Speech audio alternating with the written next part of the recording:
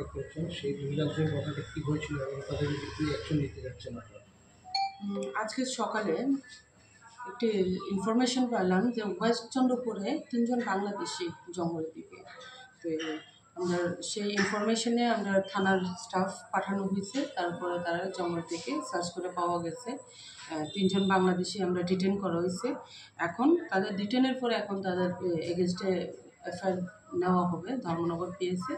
তারপর আগামীকালকে কোর্টে পাঠানো হবে।